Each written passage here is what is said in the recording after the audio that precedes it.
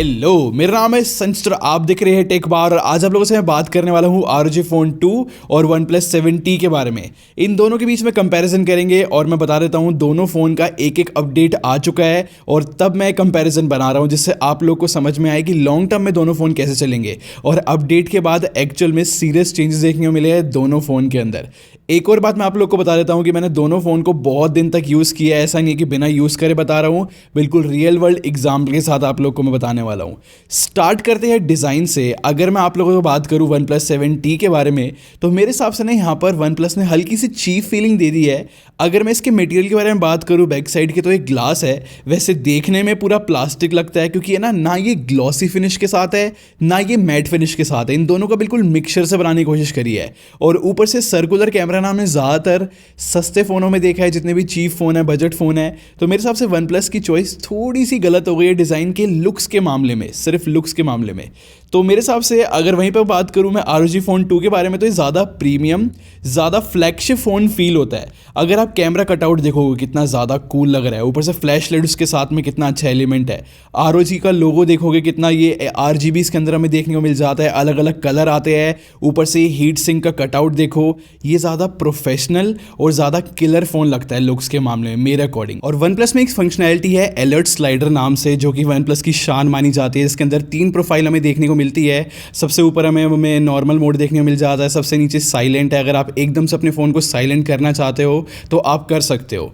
वहीं पे ROG Phone 2 के अंदर हमें स्क्वीज़ फंक्शन देखने को मिल जाता है जो कि बहुत ही अच्छा काम करता है और वो बहुत ही नेचुरल तरीका लगता है मुझे किसी भी चीज़ को एक्टिवेट करने का। वहीं पे ROG Phone 2 के अंदर एक स्पेशल फीचर देखने को मिलता है फंक्शनैलिटी के तौर पे, वो है इसके अंदर आप एक्सेसरीज ऐड कर सकते हैं। नीचे की तरफ आपको ये एक्सेसरी के लिए एक अलग सा पोर्ट देखने को मिलेगा जो कि टाइप सी पोर्ट की तरह भी काम करता है और ये है कि यहाँ पर एक तरीके से बहुत सारे पोर्ट देखने को मिल जाते हैं। तो ये बहुत ही ज़्यादा मॉड्यूलर और फ्यूचर प्रूफ फ़ोन है। और वहीं पर अगर मैं बात करूँ इंपॉर्टेंट फीचर के बारे में या फिर मैं कहूँ बहुत इंपॉर्टेंट फीचर के बारे में, वो है हेडफोन जैक।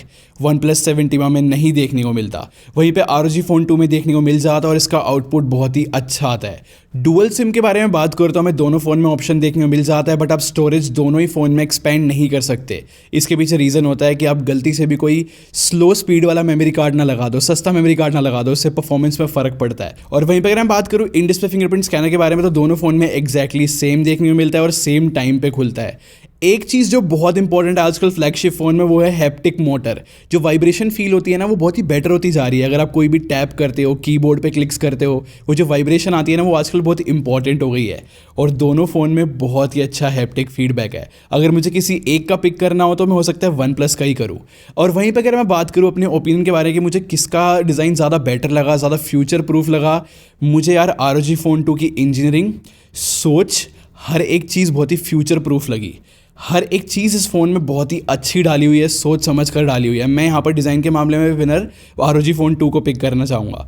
वहीं पर अगर मैं बात करूँ OnePlus 7T के बारे में, यार यहाँ पर है ना OnePlus ज़्यादा एक्सपेरिमेंट कर गया। ये जो मैट और ग्लॉसी फिनिश का कॉम्बिनेशन है ना बहुत ही चीप फीलिंग दे रहा है। ऊपर से सर्कुलर कैमरा जो है ना इसको एक बजट फ़ोन की फीलिंग दे रहा है। ये मेरा पर्सनल ओपिनियन है, आप मेरे को कमेंट्स अपना बताना कि आप लोग क्या सोचते हैं इस चीज़ के बारे में।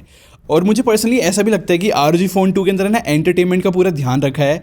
मतलब कि जो इसके स्पीकर्स है, हेडफोन जैक का आउटपुट है बहुत ही कमाल है और डुअल स्पीकर्स के तो क्या कहने, फ्रंट फायरिंग है और इनसे अच्छे मैंने स्पीकर्स अभी तक किसी भी फ़ोन में नहीं सुने और ये मेरी तरफ से एक क्लेम है। तो आप कह सकते हो कि एंटरटेनमेंट का भी ध्यान रखा है। बट वहीं पर अगर मैं बात करूँ फ्रंट के बारे में, डिस्प्ले की, तो यहाँ पर थोड़ी बहुत चीज़ें डिफरेंट निकल कर आती है।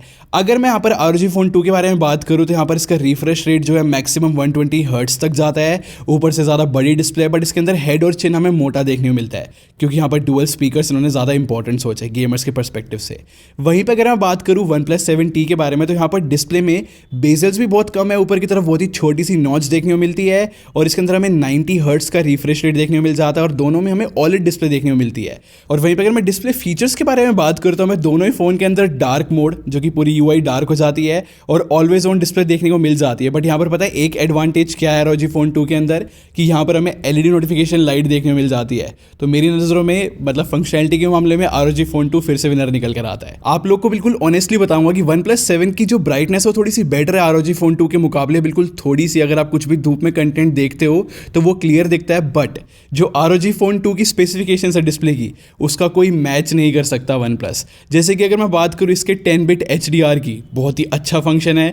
240 हर्ट्ज का इसका टच रिस्पॉन्स स्पीड है, 1 मिली सेकेंड की इसके पिक्सल का रिफ्रेश रेट है, और ऐसे इसका डेल्टा ई जो है 1 से भी कम है। और जो कलर एक्यूरेसी होती है, सारे जितने भी फीचर मैंने आप लोग को बताया ना, ये बिल्कुल हाई एंड फीचर्स है, इनसे अच्छा कुछ भी नहीं है। और ऊपर से 120 हर्ट्ज का जो रिफ्रेश रेट है उसका OnePlus मुकाबला नहीं कर सकता, क्योंकि वहाँ पर सिर्फ 90 हर्ट्ज तक जा सकता है। तो सीधी बात ऐसी है, ज़्यादा एडवांस डिस्प्ले ROG Phone 2 की है तो वो फिर से विनर है ROG Phone 2। बट सिर्फ ब्राइटनेस की बात करूँ तो वो OnePlus 7T की बेटर है, बट इसका मतलब ये नहीं कि उसकी ओवरऑल डिस्प्ले बेटर हो जाती है OnePlus की।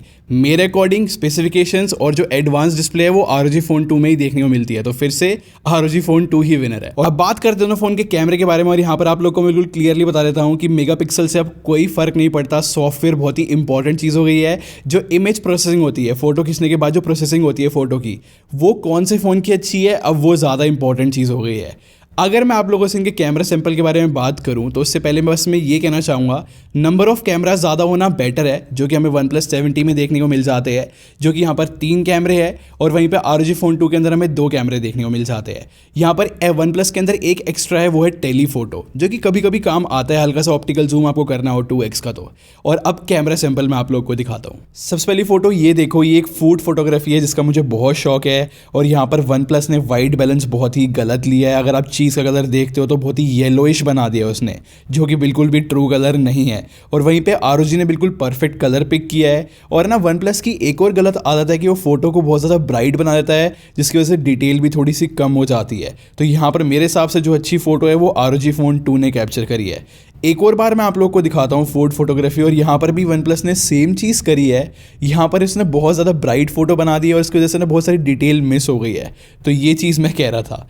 अगर मैं आपको नेक्स्ट फोटो दिखाऊँ, ये एक पोर्ट्रेट मोड है जो कि डे लाइट कंडीशन में मैंने खींचा है। अगर आप यहाँ पर स्किन टोन देखते हो तो ROG ने बिल्कुल सही कैप्चर करी है, ब्राइट भी है, और वहीं पर OnePlus ने हल्की सी डल रखी है, और ऊपर से येलोइश सा टिंट आ रहा है उसके अंदर।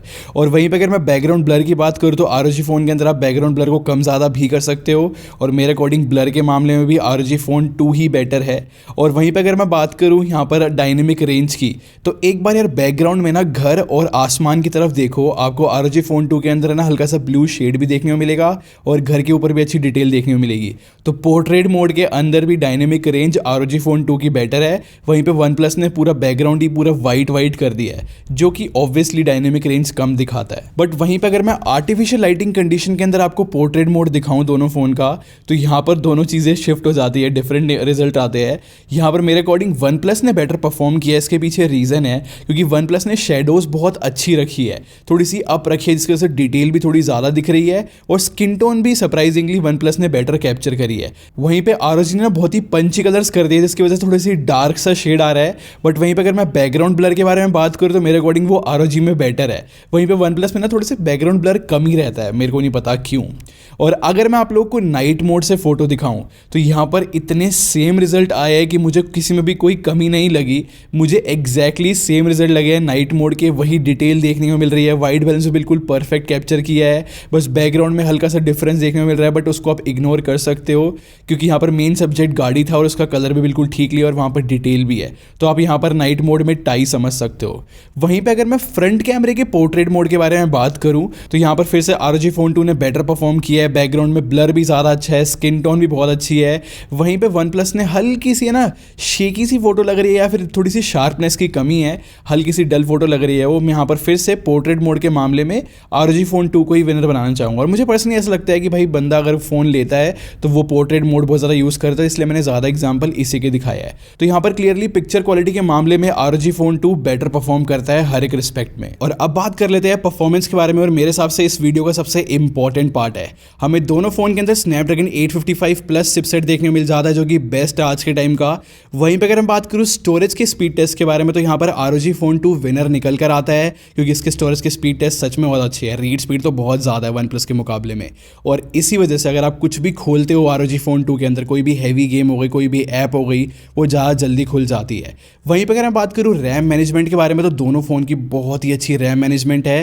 ज़्यादातर हैवी से हैवी, छोटी से छोटी ऐप्स अपनी रैम में रखते हैं दोनों ही फ़ोन। बट यहाँ पर एक इंपॉर्टेंट चीज़ है, वो है थोड़ी बहुत फंक्शनैलिटीज़। अगर मैं ROG Phone 2 के बारे में बात करूँ तो अगर आप इसको सेटअप करोगे तो आपको दो ऑप्शन देखने को मिलेंगे कि आपको ROG UI चाहिए या फिर आपको चाहिए एक normal stock Android. ROG UI जो है पूरी गेमर्स की फीलिंग के साथ आती है और वो जो आइकन्स है बहुत ही कूल लगते हैं। ऊपर से हमें इसके अंदर X मोड भी देखने को मिल जाता है जो कि परफॉर्मेंस को बेटर करता है। वहीं पर अगर आप लोग को मैं Antutu के स्कोर्स दिखाऊँ तो बिल्कुल बराबर आए हैं, तो यहाँ से पता लगता है कि परफॉर्मेंस जो है कितनी मतलब पास पास की निकल कर आती है दोनों फ़ोन की। ऑब्वियसली सेम चिपसेट भी है। बट अगर मैं बात करूँ एंड्रॉइड ऑप्टिमाइजेशन के बारे में तो भाई मेरे को पर्सनली ROG Phone 2 की एंड्रॉइड ऑप्टिमाइजेशन ज़्यादा पसंद आई। इसके पीछे रीज़न ये है कि अगर मैं दोनों फ़ोन को सेम टाइम पे रीबूट कर आप लोग को दिखाऊं तो ROG Phone 2 ज़्यादा जल्दी रीबूट हुआ था, और ऊपर से छोटी छोटी चीज़ें होती है यार जो पता लग जाती है, ज़्यादा फंक्शनैलिटी इसके अंदर एडिड है ROG Phone 2 के अंदर, तो ऑटोमेटिकली मेरे को ये ज़्यादा पसंद आया। एक चीज़ तो मैं बिल्कुल बताने ही भूल गया, गेमिंग परफॉर्मेंस। दोनों फ़ोन की गेमिंग परफॉर्मेंस बहुत अच्छी है। यहाँ पर मैं ज़्यादा बात ROG Phone 2 की इसलिए कर रहा हूँ क्योंकि इसके अंदर ज़्यादा फंक्शनैलिटी है, और क्योंकि चिपसेट सेम है। मैं आप लोगों को बता देता हूँ कि वैसा नहीं है कि OnePlus 7T की परफॉर्मेंस बेकार है।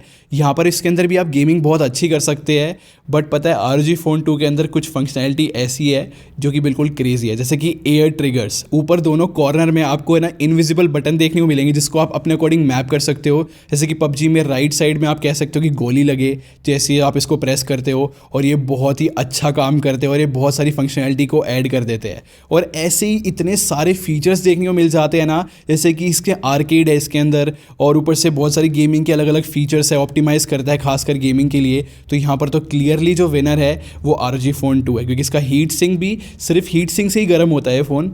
वहीं पे OnePlus 7T थोड़ा सा मेरे को दिखा, पूरा बैक इसका गर्म हो जाता है। और ROG Phone 2 के अंदर एक बहुत ही स्पेशल फीचर है जो कि है गेम कूल 2 सिस्टम, और इससे थोड़ी सी हीटिंग अच्छे से मैनेज की जाती है, और ये बहुत ही इंपॉर्टेंट फीचर है। परफॉर्मेंस के बारे में सीधी बात मैं यही कहना चाहूँगा, जो ROG Phone 2 के अंदर जितनी भी फंक्शंस है, ऑप्टिमाइजेशन जो करी गई है Asus के इंजीनियर्स की तरफ से, OnePlus 7T उनको बिल्कुल भी कैच नहीं कर सकता। इसलिए इतना वन साइडेड सुनने में लग रहा होगा, बट एक्चुअल में जो ROG Phone 2 की स्पीड है जो एक होती है ना, आप जब फ़ोन को यूज़ करते हो तब समझ में आती है। तो मेरे अकॉर्डिंग परफॉर्मेंस में क्लियर विनर जो है ROG Phone 2 ही है। और अब बात करते हैं बैटरी के बारे में, और यहाँ पर ROG Phone 2 ने ना बिल्कुल क्रेजी चीज़ कर दी है। वो है इसकी 6000 mAh बैटरी, जो कि आज तक हमें किसी भी फ्लैगशिप फ़ोन में नहीं देखने को मिली है। और दूसरी बात, OnePlus 7T की भी बैटरी बैकअप अच्छा है, इसको कम मत समझना। और ऊपर से अपडेट के बाद तो मैंने खुद देखा है कि इसके अंदर बहुत अच्छा बैटरी बैकअप देखने को मिला है। खासकर स्टैंड बाई टाइम जो है मेरे को OnePlus 7T का ज़्यादा पसंद आया है। वहीं पे ROG Phone 2 का मुझे स्टैंड बाई टाइम इतना अच्छा नहीं लगा। अगर मैं रात को इसको छोड़ देता हूँ तो ख़त्म हो जाती है थोड़ी बहुत बैटरी इसकी, तो ये इस चीज़ पे थोड़ा सा Asus को इंप्रूव करना पड़ेगा।